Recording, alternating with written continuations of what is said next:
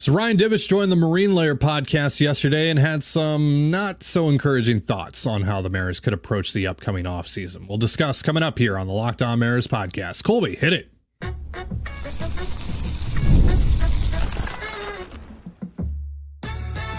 You are Locked On Mariners, your daily Seattle Mariners podcast, part of the Locked On Podcast Network, your team every day. Ahoy, sailors. It is Thursday, August 29th, 2024. This is Tenure and Colby Patnode for the Locked On Mariners podcast, part of the Locked On Podcast Network, your team every day. On today's show, we're going to give you our thoughts on some of the stuff Ryan Divish had to say on the Marine Layer podcast yesterday. We'll also discuss this upcoming road trip for the Mariners. But before we do that, shout out to our title sponsor today, Game Time. Download the Game Time app, create an account, and use the promo code LOCKEDONMLB. That's LOCKEDON MLB for $20 off your first purchase. Terms apply. Download Game Time today. What time is it? Game time. And if you want to hear from me and Colby even more and help support the show, check out our Patreon. The link is in the description, and you can sign up for a free 7-day trial. So Ryan Divish hopped on with our friends TJ and Lyle over at the Marine Layer podcast yesterday, and we got about, I don't know, I lost count of how many people asked us to react to some of the things that Divish talked about on the podcast yesterday. So we're going to be doing that today. We're going to be reacting to and discussing two of the biggest roster related things that Divish and TJ and Lyle covered in that interview. But like we also announced yesterday, we're going to just have Divish on the show tomorrow, and we're going to ask him about some of these things ourselves as well. One of the things that he talked about was Randy Arozarena, saying that if John Stanton doesn't give the front office more money this offseason, Randy Arozarena could be gone. In fact, he just said they'll trade Randy. And we don't really even know what direction they're going to go this offseason. What if they say, well, we can't add any more money, so you got to do payroll flexibility and create some stuff. I mean, if that's the case, they'll trade Randy this offseason and try and piece it together because he's going to make a lot of money next year. He's going to make 12. So, I mean, do they exercise the option on Polanco at 12? Mitch is going to make 16 next year. So it's like, if they don't add more money, if they say to Jerry, look, we're not adding you money, where are you going to get a hitter at then if you can't add money? We'll ask him specifically tomorrow if that's actually based on anything he's heard or if that's just speculation, because obviously Randy is set to make $11 to $12-ish million in arbitration this offseason. Unfortunately for the Seattle Mariners, that's a lot of money, quote unquote. But this also seems completely counterproductive to the whole point of what trading for Randy Arozarena was. Like we talked about when they traded for him, like given how much of a disaster this offense has been, Colby, this year, you know, you're going to have to remake your offense this winter as much as you possibly can. And look, you're not going to bring in just 7 impact bats onto your roster, right, in one offseason. It's just not going to happen. So you need to do some of that work ahead of time, some of that work at the trade deadline. And that was what made Randy so crucial, because he's a controllable bat beyond 2024, beyond 2025 even. So trading him after a couple of months. Now, look, I've heard that Randy has had a hard time adjusting to his new situation in Seattle. I don't know if that's a Seattle specific thing or that's just about getting traded in general. Like, I don't know if he would have gone through these same issues, you know, if he were traded to another team, whether it be on the East Coast, wherever, right? But to me, that's just like, what player doesn't struggle with adjusting when they get traded mid-season, right? So I don't know how serious that is. Maybe we'll talk to Divish about that a little bit as well. I don't know if he has any insight on that. But I don't know if maybe the Mariners have gotten him in here for about a month and they're like, you know what, maybe it's not a fit. And maybe that's what's leading to some of those discussions, or what's leading to, you know, Divish saying this. I don't know. Colby, how do you feel? To me, it reads more along the lines of like, you know, if the Mariners front office is put in a position where they are not given, you know, for the fourth straight offseason, they are not given the money that they are promised, or they had been promised that they will trade Randy Arozarena if it makes sense for them to do so. I don't think this is a case where it's give us $20 million or we're trading Randy. I don't think it's either or. I think it just comes down to a position like if we feel like we need money that we don't have, then yeah, we have to be open to trading Randy Arozarena, even though we just acquired him. That's how I read into it.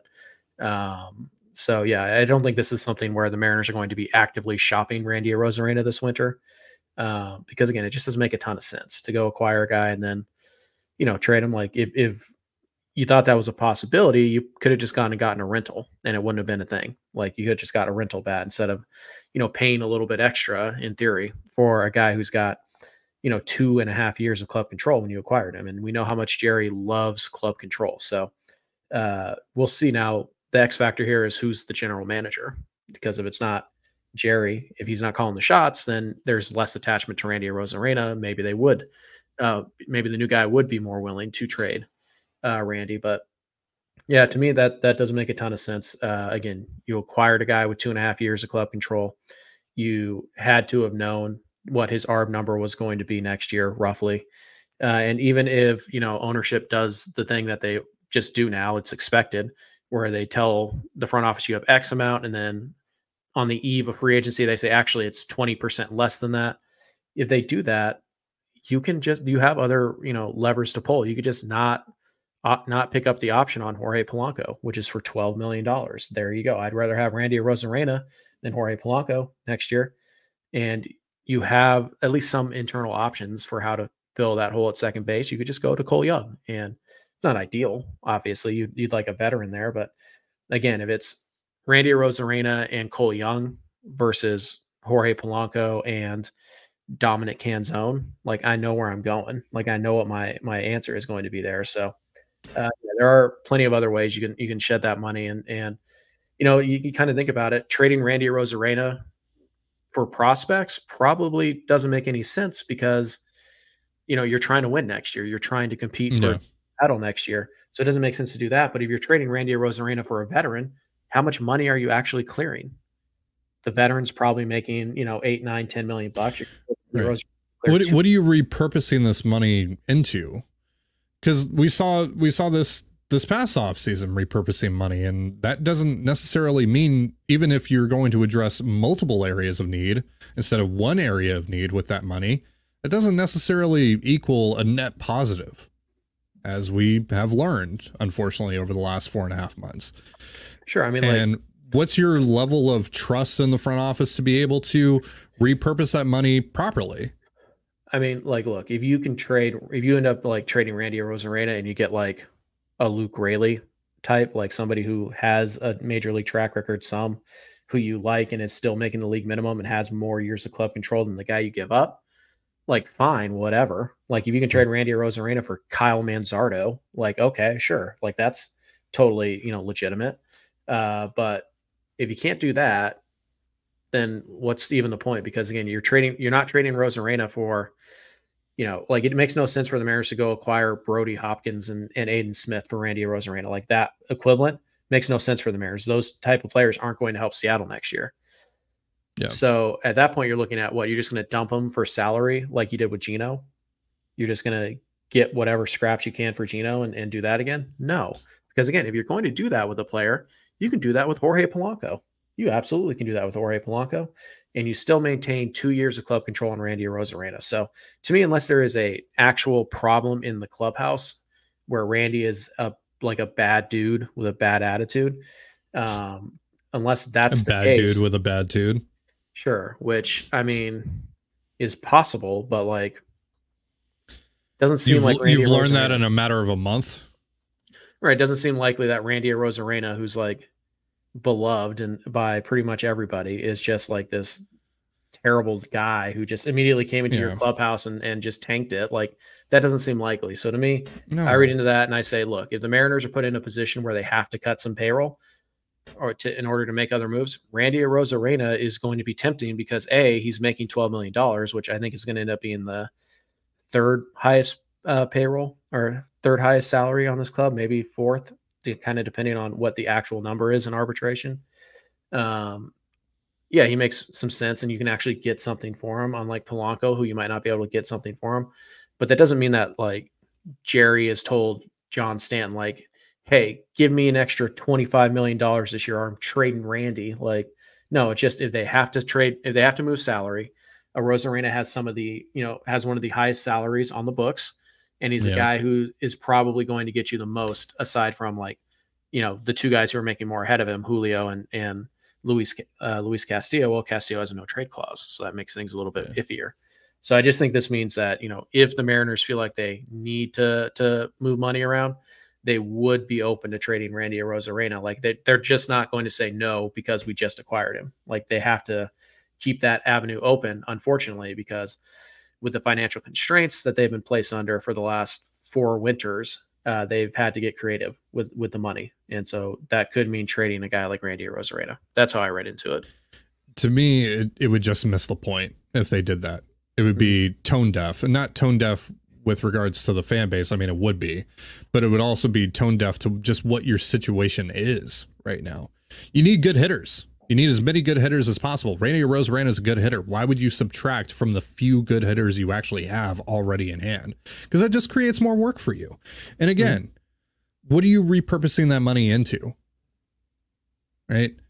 And maybe that leads into our next discussion about, trading one of the pitchers for a bat, multiple bats, and then repurposing that money into, from trading Randy into getting that replacement pitcher, right? Maybe it goes hand in hand with that. But either way, it's just, I don't see any feasible way where you trade Randy Arozarena this offseason and it leads to you ultimately getting better. I just don't see it. I don't see it at all. So that would be, frankly, ridiculous if they traded Randy this offseason. Sure, unless they get the Godfather offer. Right, and I don't see that happening. So unlikely. All right, so let's talk about the pitching aspect of things here. This is going to be something that we're going to run into the ground this offseason. So this is far from the only time we're going to have this discussion over the next few months. But let's get into it a little bit here in just a moment. But first, a reminder, this episode of the Locked On Mariners podcast is brought to you by Liquid IV and Game Time. I think most of us can agree that there is nothing better than enjoying an ice cold beverage on a hot summer day at the ballpark. So when you're taking in America's pastime, don't forget to hydrate with Liquid IV's Popsicle Firecracker flavor, a surefire summer hit. Get hydrated with electrolytes, essential vitamins, and clinically tested nutrients from the #1 powdered hydration brand in America. Because baseball and summer go together like Liquid IV and indulgent hydration. Tear, pour, live more. One stick plus 16 ounces of water hydrates better than water alone. No more thirsty summers when you indulge in hydration with Liquid IV. Get 20% off your first order of Liquid IV when you go to liquidiv.com and use the promo code MLB at checkout. That's 20% off your first order when you shop Better Hydration today using promo code MLB at liquidiv.com. So some of you may not know this, but I used to live in New Mexico, and down in New Mexico, there are 0 pro sports teams, and a lot of the bands and artists that I listen to skip going there more often than not. So when I moved to Toronto, where there's a baseball team, a basketball team, a hockey team, even a soccer team, and there's great music being played every night in the city, yeah, I was right in my element. And when I want to catch a ball game or my wife and I want to see a band, I always get our tickets through Game Time. And that was the case well before Game Time sponsored our network and before I even joined the network, because it is truly the best ticketing service, hands down. I really, really believe that. And now it's getting even better thanks to Game Time Picks. Game Time Picks filters out the fluff to show you only incredible deals on great seats, so you don't have to waste time searching through thousands of tickets. I can just go on the app, it'll show me the best deal right away, it'll show me the exact view I'll have, and most importantly, it'll tell me exactly what I'm going to pay with Game Time's all-in pricing, so there are no annoying little fees that pop up at the very last second. So take the guesswork out of buying tickets with Game Time. Download the Game Time app, create an account, and use the promo code LOCKEDONMLB for $20 off your first purchase. Terms apply. Again, create an account and redeem the promo code LOCKEDONMLB for $20 off. Download Game Time today. What time is it? Game time. And you're listening to the Locked On Mariners podcast. You can catch all the action between the Mariners and the Angels tomorrow night on the Mariners hometown broadcast with SiriusXM via the SXM app. All you have to do to find that, search the word Mariners.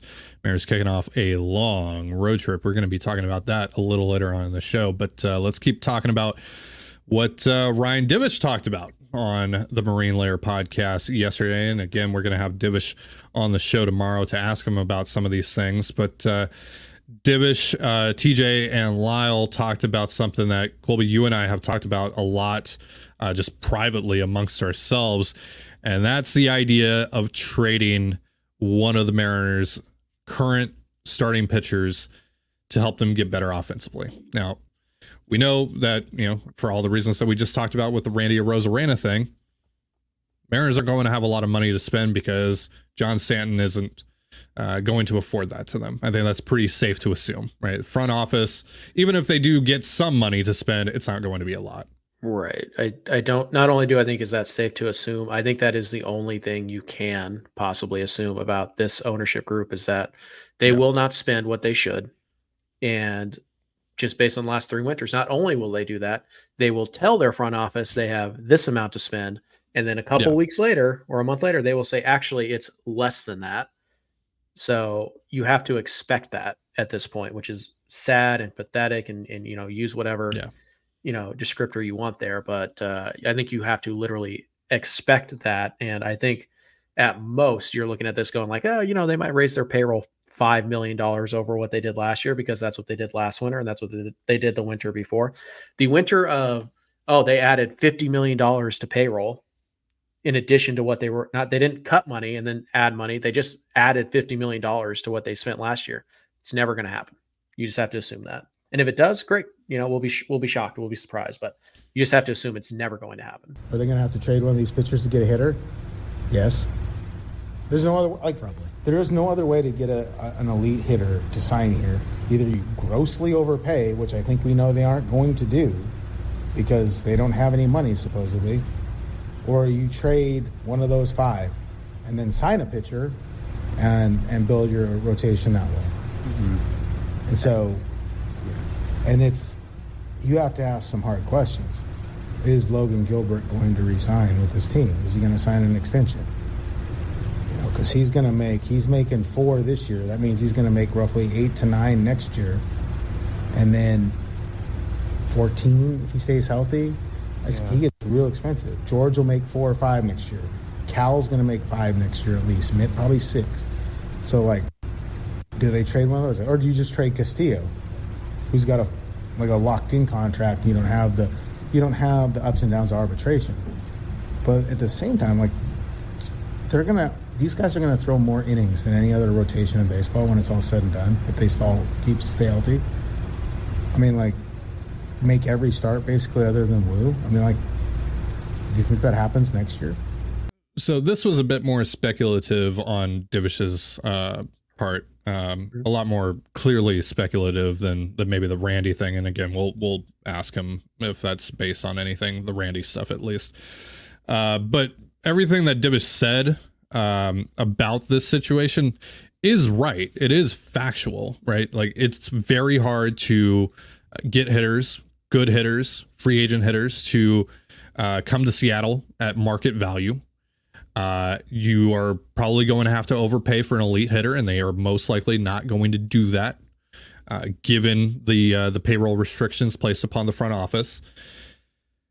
So the easiest path to go out and get legitimate impact, like an elite hitter, would be to trade one of your elite starting pitchers, or at least, one of your starting pitchers from your elite rotation, right?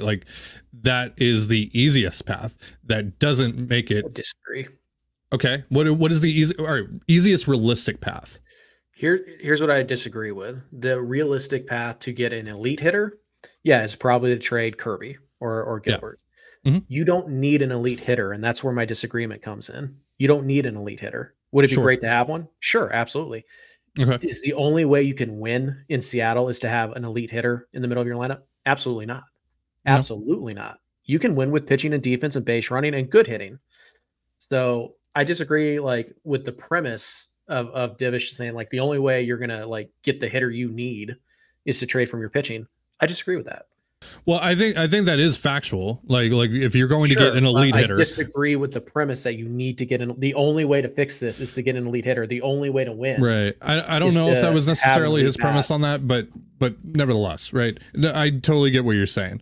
I just think that Divish was saying like if you are going to get that guy, that's how you're going to have to do it. And I do agree that yeah, and I do agree though that if you're going to get one of those guys, that's how it's going to happen. Doesn't mean that that's what's going to happen, right? But that's how it will happen.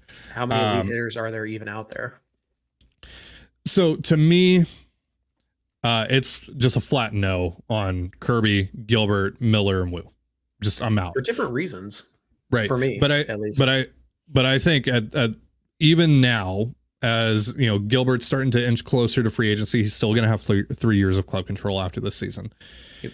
I don't think that you're going to get a proper return for any of those guys. I don't think you're going to get true 1-for-1 value for any of those guys. And keep in mind, you want similar club control. You want similar salaries because you can't just trade one of those guys for a hitter making $35 million a year. Mm-hmm. Because now you're going to have to trade somebody else to accommodate that salary because John Stanton is a cheapskate. Like you're going to have to do that. So you have to find somebody making roughly the same salary with roughly the same amount of money, or roughly the same amount of club control, who is roughly the equivalent of Kirby or Gilbert. Like if you're talking about them. So that's why for me, I don't think you're going to get fair value for those guys because I don't know if that hitter exists. Right. For Miller and Wu, it's like you said, you're selling low. We haven't seen these guys' ceilings yet. And you need those guys because you know what you don't have in your system right now? You don't have a Bryce Miller or Bryant Wu knocking on the door. Yeah, we like Logan Evans. Yeah, we like Brandon Garcia, but they are not. In no way should you expect them to be Miller or Wu right away. Mm. So you don't really have those replacements. And by the way, part of the problem with this whole thing is that, yeah, you trade the pitcher, you get the hitter, and then okay, cool. But now you have to go sign the pitcher. And it's not like you're going to get a good pitcher, a Logan Gilbert-esque pitcher for $10 million. Like you probably get him for market value, but Logan Gilbert's market value, if he was a free agent right now, is $25, $30 million. So, yeah. So the thing with that is, can you get to a place where you're at least able to win more of the starts by the other 4 guys that are still in the rotation? Like, can that outweigh the drop off from Luis Castillo, Logan Gilbert, et cetera, to Brandon Garcia, Logan Evans? Because you're still going to win some of those starts, right? Sure. You're still going to win some of those starts by whoever fills that vacancy. Assuming the guy you bring in actually hits at T-Mobile Park, which apparently is a big issue. But does this ultimately lead you to winning more of the George Kirby starts, of the Brian Wu starts, of the Bryce Miller starts that you're not winning this year? Right. But can you also win more of those starts by simply going out and building an average offense that doesn't include sending one of those guys away for an elite bat? And again, I'm dead serious right now. You guys tell me, who is the equivalent to George Kirby or Logan Gilbert with the same number of club control years, making roughly the same amount of money? Right. Who's that guy? So to me, the only one that I'm open-minded to trading is Luis Castillo. And that's only if the Mariners can accomplish both of these things that I'm about to lay out here. One, they're able to immediately address an offensive need of theirs, at least one of them, in a meaningful way. And 2, get the other team to take on pretty much all of the contract, which also frees up money for me to go out and do other things. You'll start to look at this, though. Like, who are the teams that are out there that, A, going to need starting pitching this winter, B, are going to be willing to add significant salary? I mean, Castillo's still a bargain, but he is making $20+ million. How many teams this winter just didn't even add like $5 million in payroll? A lot of them. So you have to find that. You have to find the team that has the need, has the money to spend, has the capital you need to make this trade make sense for you. How many teams is that? 2 or 3? And then, oh, by the way, it has to be a team that Luis Castillo will say, yes, I will waive my no trade clause to go there. So I do think there is there's a pretty clear path to checking off at least a few of those boxes. Like I do think that the teams that Luis would waive his no trade clause for, and I don't want to speak for the guy, but this is just my assumption, right? The teams that he would waive his no trade clause for are the same teams that are actually willing to spend money, that are actually willing to take on $24-ish million a year for a guy that continues to post, right? Has stayed healthy, has performed at least a number 2 rate, right? Pretty consistently. Yeah, there's been some dives and all that stuff, whatever. Sure, but like overall, Castillo's been really good. His floor is a good number 3. Yeah. And he's 31 years old, so it's not like he's 36. So like the Dodgers, the Mets, the Phillies. The Phillies, the Cardinals, maybe. Yeah, teams like that are going to contend next year, that have shown a willingness to spend, an upwards of $180-200 million, plus in payroll. I think those teams line up pretty well for Castillo to waive his no trade, also take on all that salary, or at least most of the salary. Possibly San Diego. So now the other questions of that is, do they actually have the pieces to make it worth it to the Mariners? Or do you get a third team involved? Maybe that's, another element that we can discuss here. Look, we're going to look at all these avenues over the course of the offseason. There's a lot to go over here. I'm not just a hard no on that, right? I just don't know if there's an actual fit. All right, let's talk about this upcoming road trip for the Mariners. Going to be going over their upcoming series with the Angels because, again, we're going to be interviewing Ryan Divish tomorrow. So that tomorrow's show is going to be all about that. So let's preview this Angels series coming up here in just a moment. But first, a reminder, this episode of the Locked On Mariners podcast is brought to you by PrizePicks. PrizePicks is the easiest and most exciting way to play daily fantasy sports. Unlike other apps on PrizePicks, it's just you against the numbers. All you do is pick more or less on 2 to 6 player stat projections and watch the winnings roll in. You can now win up to 100 times your money on PrizePicks with as little as 4 correct picks. You can turn $10 into $1,000. Think Tyreek Hill will get more than 90.5 yards in week 1, or that Caleb Williams will throw for fewer than 236.5 yards in his debut? Cook up hot takes with your friends and win real money this football season when you and your crew run your game on PrizePicks. Download the PrizePicks app today and use the promo code LOCKEDONMLB for a first deposit match up to $100. That's promo code LOCKEDONMLB on PrizePicks for a first deposit match up to $100. PrizePicks, run your game. And you're listening to the Locked On Mariners podcast. You can catch all the action between the Mariners and the Angels Friday night on the Mariners hometown broadcast with SiriusXM via the SXM app. All you have to do to find that, search the word Mariners. So that's what we're talking about now here on the show. Mariners going out on a long road trip. They're going to start in Anaheim tomorrow, and then they're going to Oakland for their last series ever at the Coliseum. And then they're going to make their way to St. Louis. Kind of a weird road trip. West Coast until it's not, essentially, road trip. So last road trip obviously went not great. They went 1-8.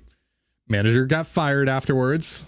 So that's probably the lowest point of the season, and maybe the lowest point for the Mariners in general over the last how many years.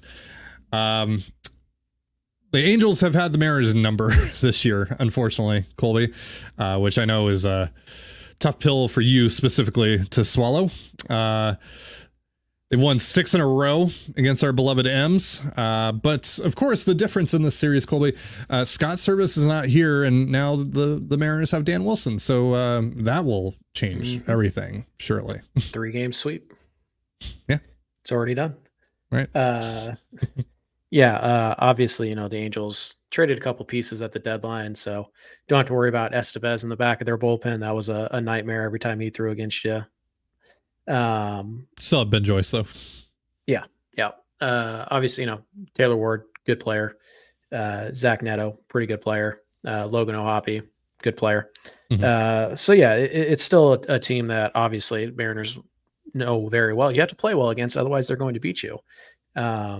They have lost 15 of their last 18. They are playing. They just finished today. They were in Detroit for a getaway day game, so they are traveling from Detroit back to LA. No day off in between for them. So there are some positives, going in your direction. But yeah, it's been a disaster against these guys all year, and you just really haven't hit against them. Now tomorrow you get Carson Fulmer, who, pretty much shut you down the last time you faced him, and then you get Tyler Anderson, who you got a couple 2-run homers off of. There's a possibility he implodes, but he's been one of their best pitchers for, really all year, obviously. So, and then you have the rookie going on Sunday against Bryce Miller. So we'll see. Again, in theory, pitching matchups do favor you. The Angels are 24 games below 500. They're 16.5 games out of first place, 17.5 games out of 16.5 out of first place. They've won just 3 of their last 18, and you should win this series pretty handily. 2024 Mariners say no. So, you never know. I mean, this team just got mopped, not even swept, mopped. 4-game sweep, for those that don't know, by a very bad Blue Jays team. So obviously by now we know that there's no point in trying to prognosticate individual series for the Mariners. They're probably going to have the pitching advantage every night, at least in the rotation, almost certainly. They're probably the better roster on paper, but we are 130 some odd games in, and the Mariners are basically exactly 500, and they've played fantastic baseball for like 6 weeks. They've played just soul crushing baseball for 6 weeks, and they've been mediocre the other 6 weeks. Like the Mariners are in every definition a 500 club right now. So what happens with 500 clubs? They lose to bad teams all the time. So you hope you can take advantage of it because, Houston's playing Kansas City for the next 4. So you'd like to, win a couple of these games, maybe pick up another game or 2 on Houston this weekend. But with this lineup, impossible to say. Like you could tell me they are going to sweep the Angels, and I'd be like, okay, I mean, cool. Like I could see it. You tell me they get swept by the Angels, I'd be like, yeah, that's pretty fitting, considering, how they played against them and how they played on the road recently. So yeah, we'll see. Again, on paper, everything favors the Mariners to go down to Anaheim this weekend and just win the series. Like, I'm not even asking for a sweep. You should be able to win this series. Nothing that has happened on paper. You should have won the last 2 against them as well. Yeah, so nothing that should have happened on paper has happened for the Mariners for the last 3-4 weeks. Like, hey, they're playing the Phillies. They're going to get run out of the building. Oh, they win 2 of 3. Like, oh, they're playing the Mets, the hottest team in baseball. They're going to get run out of the building. Oh, they sweep. And then it's like, oh, they're playing Detroit. They should handle these series. Oh, they go 1-5. Like, it's just, like, oh, they play San Francisco and it's, oh, they're down 5 to or 5-1 or whatever in the 8th inning. This one's over. Nope. Oh, look at that. They actually win. How about that? They not only do they win by stringing hits together, 6 in a row, all singles. Yep. And it's just like, huh. And then George Kirby's pitching. Like, oh, this is great. George Kirby can dominate this lineup. Nope. George Kirby stinks today. And it just, nothing on paper has mattered for the last couple of weeks. So the fact that the Mariners should be favored here this weekend, toss it out the window. Doesn't matter. You just hope that they play well. You hope that the offense shows up enough, and you hope that Kansas City helps you along the way. And maybe you can get out of this weekend. It'd be great if you could pick up a couple games on Houston. But if you pick up 1 game on Houston this weekend, that's a really successful weekend. All right, well, we'll see what happens. I'm just going along for the ride. That's going to do it for our show. But before we get out of here, a reminder that Locked On has launched the first ever national sports 24/7 streaming channel on YouTube. Now it's also available on Amazon Fire TV and the free Fire TV channels app. Locked On Sports Today is here for you 24/7, covering the top sports stories of the day with the local experts of Locked On, plus our national shows covering every league. Find Locked On Sports Today now available on the free Fire TV channels app. Thank you so much for joining us here on the Locked On Mariners podcast. For Colby Patnode, I'm Tiding Gonzalez. Be sure to give us a follow on Twitter at LO_Mariners. You can follow me at Tiding Gonzalez, Colby at CPAT11, that's CPAT11. You can also find all that stuff in the description of this episode. Now head on over to Locked On Seahawks to get all the latest on the Hawks before the season kicks off with Corbin Smith and the gang. Tell them Ty and Colby sent you. Have yourself a beautiful baseball day, and we'll see you next time. Peace.